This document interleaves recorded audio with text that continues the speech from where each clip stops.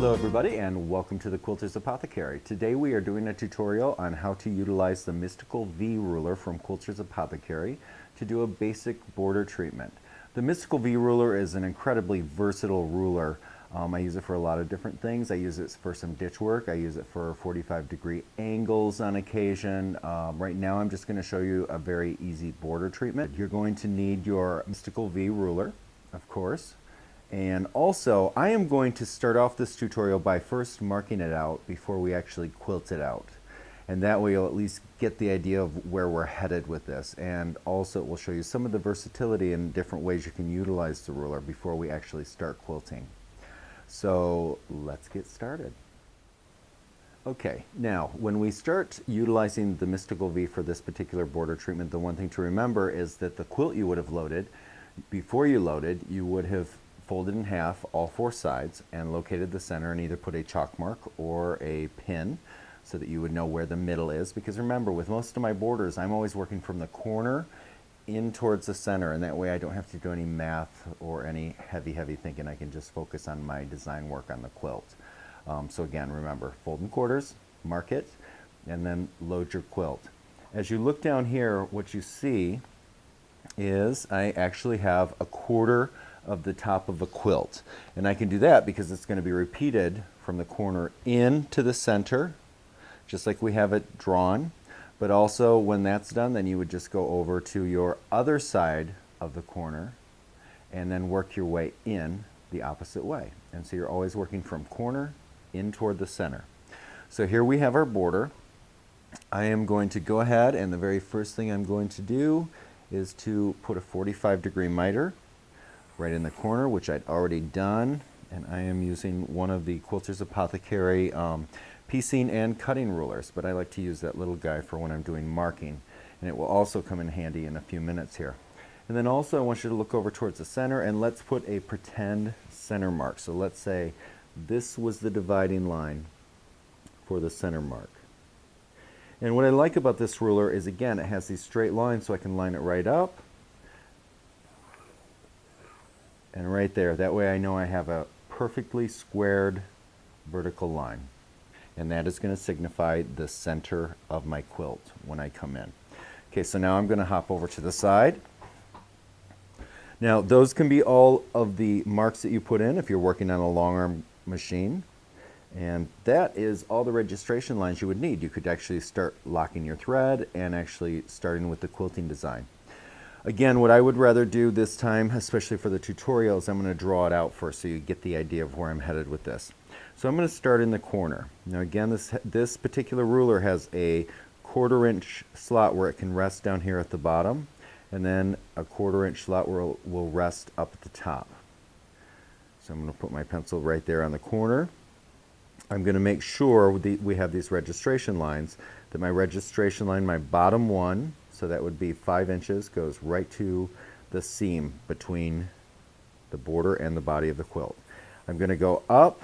That's automatically going to stop me. Now, when I'm doing this part of the border, what I like to do is I will go up, down, and back 3 times. Why? Because I actually like a little bit of a thicker line, because this is going to be my main line when I start doing the design work on this particular border treatment. Okay, so now, again, like I said, up, down, back, I stop there. My ruler, or my hopping foot or pen, is nested right into this groove of the ruler. Now very simply, so I get a perfect V, I shift my ruler around, which is why we have this funny shape right here at the top of the ruler. Shift it around. It's made for the 1/4 inch feet on any of the long arm, mid arm machines, as long as you have a 1/4 inch ruler foot on. And then I'm going to simply slide down. Now again, that's going to nest right where that seam is, as long as you have the line right on the seam if it's a 1/4 inch foot. I am then again going to shift my ruler, bring it around. I've got that perfect spot. I'm going to line that line up with the seam line, and then I'm going to go up and repeat the same process all the way over with my machine or marking tool. And again, I tell you what, I find that I do like to mark things out first, just to make sure that I have the right idea for whatever design I'm going to be working with. So don't be shy about that. Okay, so I'm going to go up, stop, And again, 2, 3. Each time that's going to thicken that line. It's also going to make that border pop. That's why I like a nice thick line for the main design portions. Plus, a lot of you already know that I do a lot of relief quilting, which means I'm going to put some tiny work in the midst of this. And with that thicker line, it's going to keep it from looking just a little bit stagnant. Now, we are coming up to the center. Here we have the center chalk line. If I slide my ruler, what I'm going to see is that I am going to come right to here, stop, shift, and then I would come down so I only have a partial. Now, instead of doing that, what I think I'm going to do is I'll pick a spot here in this center line, and what I might do is measure up with that, measure up to about 6 inches, so make it a little taller there in the center. Put that line right there. Make a chalk line here. Again, I always want my oddball to be in the center because it looks like a planned part of the design. So this one's going to be just a little bit taller to the center. Then I would stop there if I were working with my machine or marking it, and I would head over to the left side corner and I would work my way drawing that in. And then when I get to the center, that's going to be perfectly balanced. And again, my oddball is going to be in the center. So now, let's talk about what we're going to put in the midst of this to doctor it up a little bit more. Okay, so now we're going to head back over to the left hand from the free side corner of the quilt. And we're going to come down here. I'm going to take my ruler, and I actually went ahead and marked that, but I'm going to take my ruler, slide it right over in the corner, make sure that my line, and again, I'm using the 5-inch line right now to start with. You could use whatever line you're going to go with, and when we do the different sizes in a second, you'll see that. I'm going to start here. I've got that lined up with the seam. I'm going to come up and back because, again, remember, I'm going to want a thick line. Now I have that corner done, and again, that's all the throat space I have right now while we're filming. So now what I'm going to do is we're going to focus on this corner design. And I want my corner design to kind of stand out because corners and middles, that's where we want our fancy work to be. And on this ruler, what you're going to find is you have, of course, the center line up at the top here. And then we have where it says center line on both sides. Now the reason we have 2 center lines on both sides is because if I line this up right on the miter line, what's going to happen is wherever my foot starts, i.e. if I were to start it here nestled in, so it's right in the seam, and I've got that center line right on the miter line, then when I'm here or here, either place would work. I'm going to go to here just because that's where our initial sew line would be. I can come up and stop and then slide the ruler again, and what I'm going to get, as long as I go to the same spot here where I have that nested, is a perfect groove right here. So now I'm just starting to build that up a little bit. So now I can take that, and we also have these lines on the ruler. So I can slide that, and as long as I keep that nestled 1/4-inch foot right there and keep sliding up from my design space, I can also go ahead and I would have relocked my thread, and then I would start up and it would nestle in, and I'm counting grooves. I counted 1, 2, 3, and with a 1/4-inch foot, that's going to give me a full inch, 3/4 of an inch plus a 1/4-inch for the 1/4-inch foot. So then I'm going to go over here and I'm going to repeat the same thing. 1/4, 1/2, 3/4. I've got my 1/4-inch foot, which is going to give me an extra 1/4, and that's going to go up. And so I can keep building this cornerstone out. Again, this ruler is pretty incredible because depending on how you slide it, and you'll play with it a little basically probably only once when you first use it, and then you start seeing the potential with this. So let's go back, and we're going to go ahead and quilt this and start adding stuff to this as we actually quilt it. Okay, now we're going to quilt it. I have locked threads right there in the corner of the quilt because that's where we're going to start. I'm going to slide my ruler, and again, I'm keeping my 5-inch because I'm going to 5 inches here and 5-inch mark there right on the seam. And I've got my foot nested right in that 1/4-inch rest. I'm going to go up. And again, because this is going to be my main line for the design in this border, I'm going to come back with that so I can thicken that line. And then I'm going to go back up. Because also, aside from blocking out space for my negative quilting, also that's going to be my travel line. And if I do a thick line to start off with for design reasons, then it's going to be a little easier to keep it looking clean. So now I'm going to slide the ruler, and of course my foot stays right in that groove. I'm right at the top. I make sure again that I line up here, so it's 1, 2, 3 with your eyes. You do the glance and then you start moving. Okay, so now down, up. Now if you're someone that has weak hands, our handles are wonderful for, but also if you're someone who, like me, has heavy arthritis and at times you have hard days, the one thing that I do want to mention very quickly is if you are having at all any hard time using any ruler and keeping it stable, rather than putting the sandpaper tabs on the back, what I would do is spray it with something like 505 or Pam spray, i.e. Pam Clark's spray, just as a gentle water-soluble adhesive, and that will keep it in place as you work. Now I'm going to slide the ruler again over, and we're going to continue on. Again, I slid the ruler, I'm going to line these up, and once you do it once or twice, you're going to start sliding through this very quickly. And I'm going to do 3 times. 1, goes right up and rests in there, back, and up. And remember, this line is going to get thicker anyways as we travel it back when we put our filler triangles, smaller ones, on the inside. I'm going to now slide the ruler, put that right in there, keep it right on the line, make sure to check my seam line, down, up, down, slide my ruler, line up the other side, everything's in line, up, down, and then up one more time. Again, I travel in 3s so that I can continue forward. I would travel in 2s if I wanted to go back.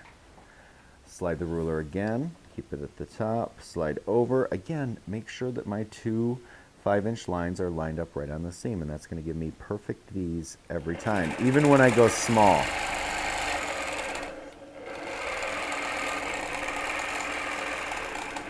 Come back.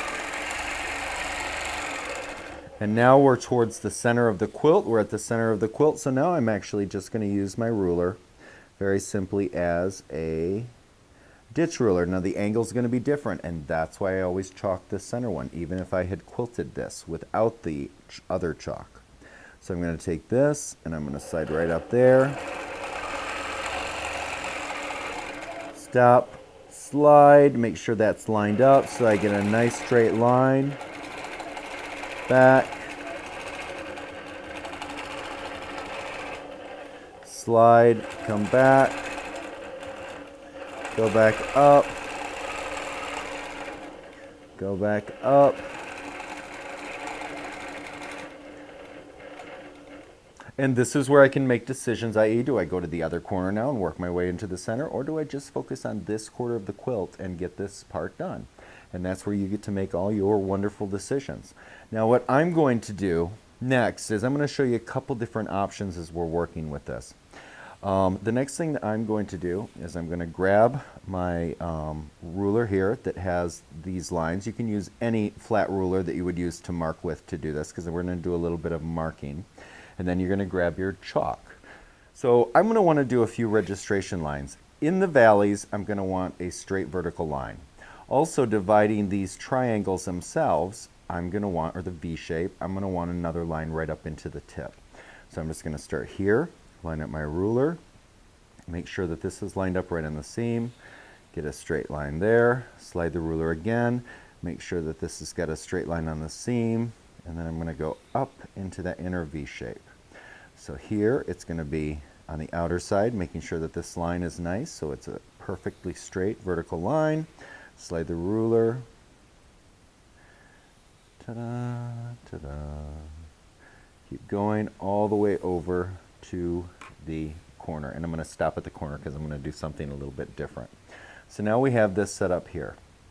And you will see in just a second why, as we head back, I'm going to use these lines that separate the V shape and also the outer V, the valley.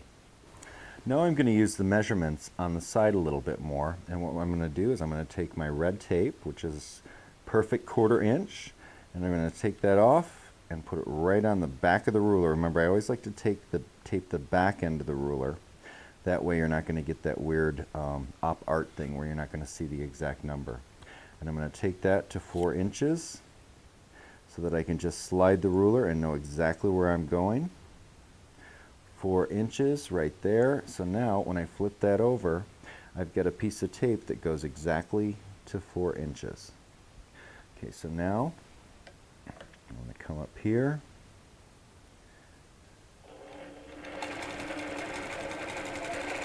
Come back down. Okay, now I'm going to slide my ruler. I'm going to make sure that where it says center line on the right side of the ruler lines up with my chalk line. And then I'm also going to take this up to 4 inches. So there's 4 inches. I come down. I go up. That's going to nest me right at the top of the valley. I slide my ruler right into that foot, and then I'm going to line this up to 4 inches, and now I'm going to get a perfect diamond in the middle of that V valley. I'm going to go up and down. Again, I want a thicker line. Now I'm going to do this all the way over. So I'm going to head back up, and again, because I'm retraveling, and when I get back down to here, then I will start with the upper V. Now, that being said, let's take a second and talk about this. That's the path that I'm using. You can use any path. Now remember, not only do we have these outer portions, but what if I were to want to go in here and put one that was just about half size taller so that I'd get a double line in there? So I'd have that positive and negative quilting. This is where you get to make decisions with this ruler, and it becomes an extremely versatile tool. So since we're doing this on the fly, let's actually do it on the fly. I'm going to go up a little ways because I do want to do some positive and negative quilting. I might stop there. I will slide this ruler up. I'm 1/4 inch away right on my sew line, which is going to give me a perfect 1/2 inch, because remember, 1/4 inch plus the 1/4 inch foot equals a 1/2 inch. I have my center line right there. I come back. Now I can come right up, and it's going to nest right in that foot, right on that dividing chalk line. Rest it right in there. Okay, so now we've got this sew line up here. Now on this side, remember, we're at the center line again because we're working our way back from the center. And because of this center line, this line's going to be a little bit of a different angle. So it's going to be a little wider here, but only on this one. On the way back, they'll all be the same. That'll be that 1/2 inch, except for this one. And again, what does that make it look? Planned. That's what I love about it.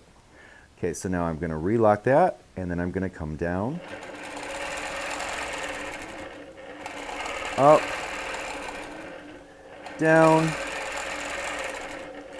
and now I'm very simply going to make decisions. I'm going to either retravel this thicker line that I've made all the way back to here to do these in-between diamonds, or I can come down here and work in the middle of my diamonds to duplicate whatever type of design that I'm going to use in the middle.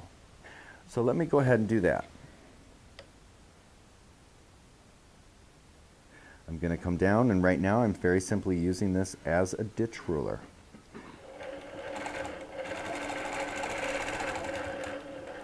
I'm going to turn, go in. Now I'm going to take this ruler, and again, I'm going to line it up. I've got tape now marked to the 3 inches. I'm going to slide up to the 3 inches, making sure that where it says center line, that it goes right up on that chalk line that divides the inside of the V. I'm going to go in there. Now I'm going to take that. That's going to stop me right at the center line, which is that perfect 1/4 inch. Now I'm going to slide the ruler, come back to there, make sure that my tape lines up right on the 3-inch line. And of course, that's where my foot would have been nested. And make sure that that's lined up perfect, both sides. Now I'm going to come down, and I'm going to continue back across and alternate between doing the top portion with the 4-inch and doing that double inside, and then sliding in and doing that all the way back. And then I can come back and put in my fill.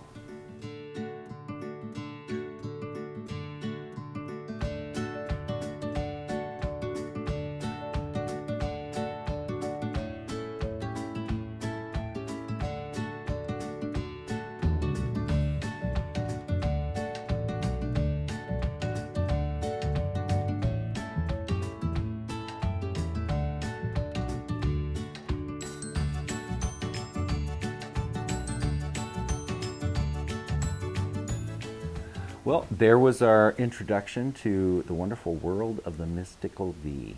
So I hope you all enjoyed that, and have a wonderful day. Take care of each other, and I will see you down the road very shortly with our next tutorial.